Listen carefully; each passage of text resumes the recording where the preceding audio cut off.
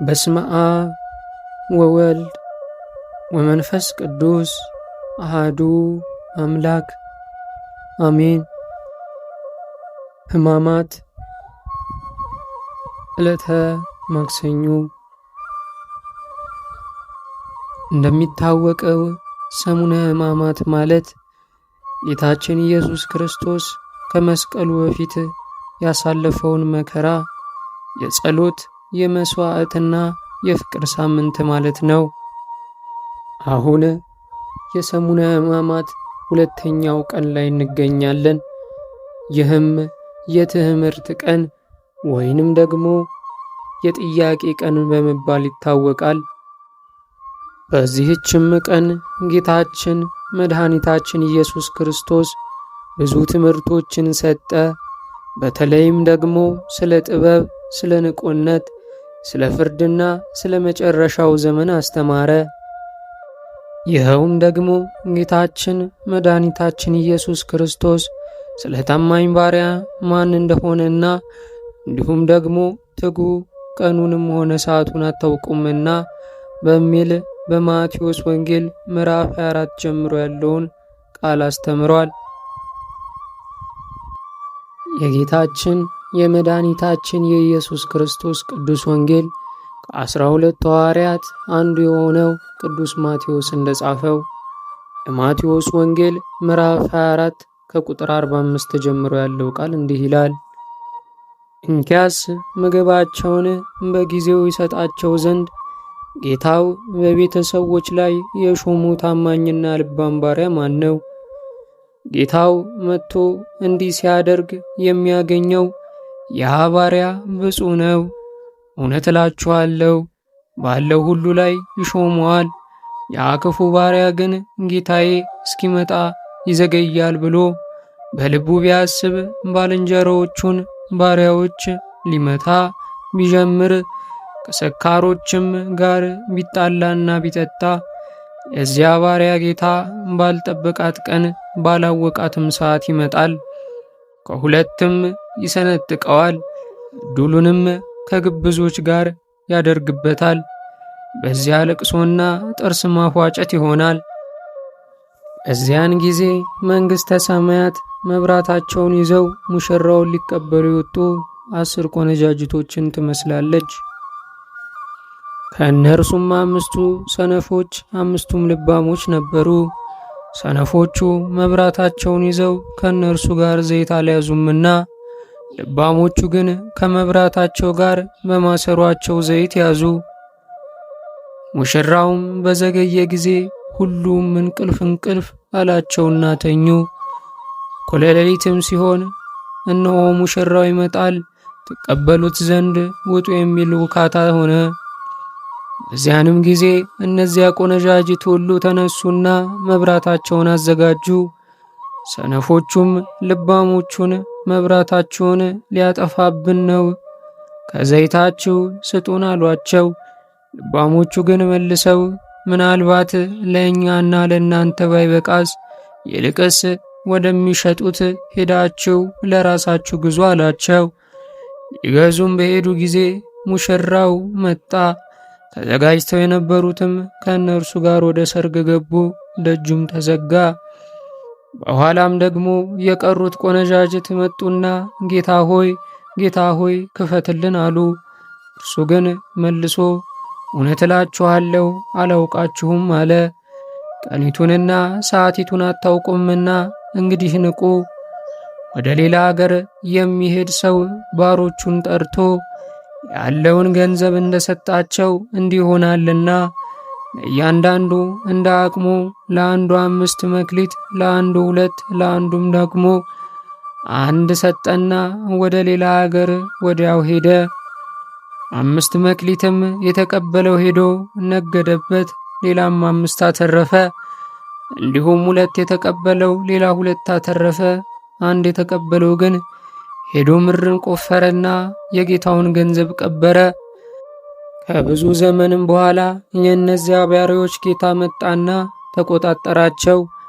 5 መክሊት የተቀበለውም ቀረበና ሌላ 5 መክሊት አስረክቦ ጌታ ሆይ 5 መክሊት ሰጠኸኝ ነበር፣ እነሆ ሌላ 5 መክሊት አተረፍኩበት አለ።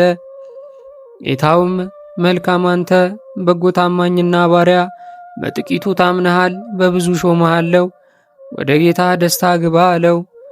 2 መክሊትም የተቀበለው ደግሞ ቀርቦ ጌታ ሆይ 2 መክሊት ሰጥተኸኝ ነበር፣ እነሆ ሌላ 2 መክሊት አተረፍኩበት አለ። ጌታውም መልካም አንተ በጎ ታማኝም ባሪያ፣ በጥቂቱ ታምነሃል፣ በብዙ ሾመሃለሁ ብሎ ወደ ጌታ ደስታ ግባ አለው። 1 መክሊትም የተቀበለው ደግሞ ቀርቦ ጌታ ሆይ ካልዘራህባት የምታጭድ ካልበተንክባት የምትሰበስብ ጨካኝ ሰው መሆንን አውቃለሁ። ፈራሁም፣ ሄጅም መክሊትህን በምድር ቀበርኩት፣ እነሆ መክሊትህ አለ። ጌታውም መልሶ እንዲህ አለው፣ አንተ ክፉና ሐኬተኛ ባሪያ፣ ካልዘራሁባት እንዳጭድ ካልበተንኩባት እንድሰበስብ ታውቃለህን?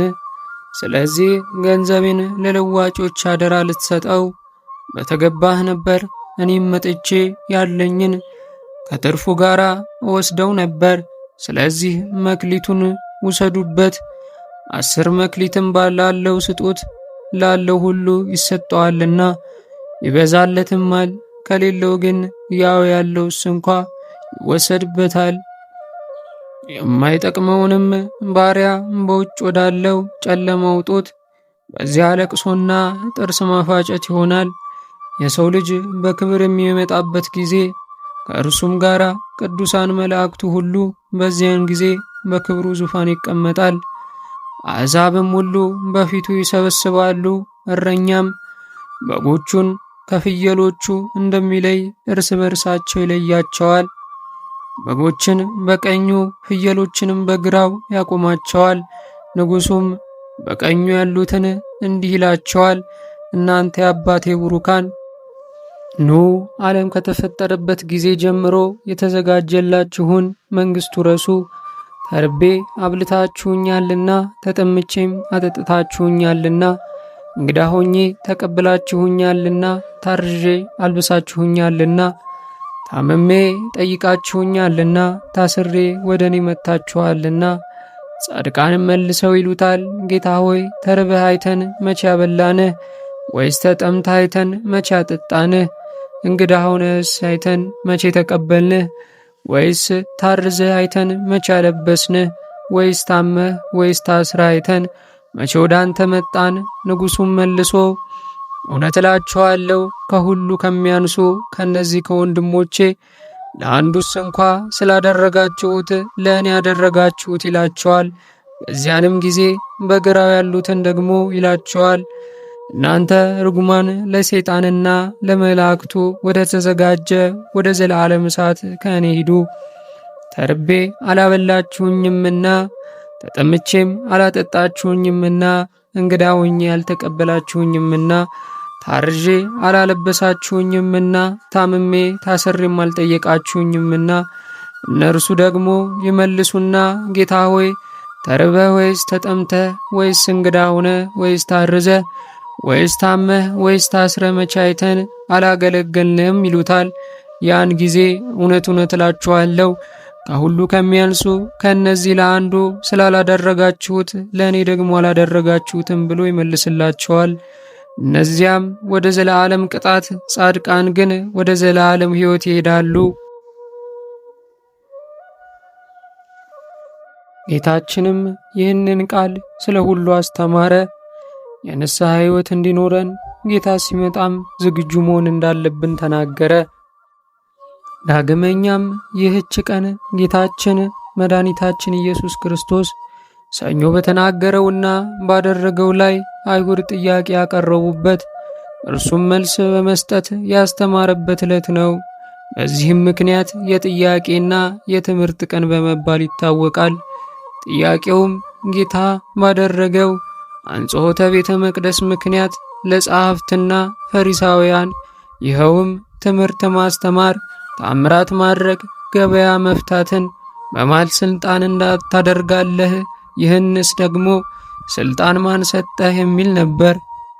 ኢየሱስም እንዲህ አላቸው፣ እውነት እውነት እላችኋለሁ ቀራጮችና ጋለሞቶች ወደ እግዚአብሔር መንግሥት በመግባት ይቀድሟችኋል ሲል አስተምሯል። የጌታችን የመድኃኒታችን የኢየሱስ ክርስቶስ በረከቱ በእኛ በሁላችን ላይ ይኑር፣ አሜን። ወስብሐት ለእግዚአብሔር። ይቆየን።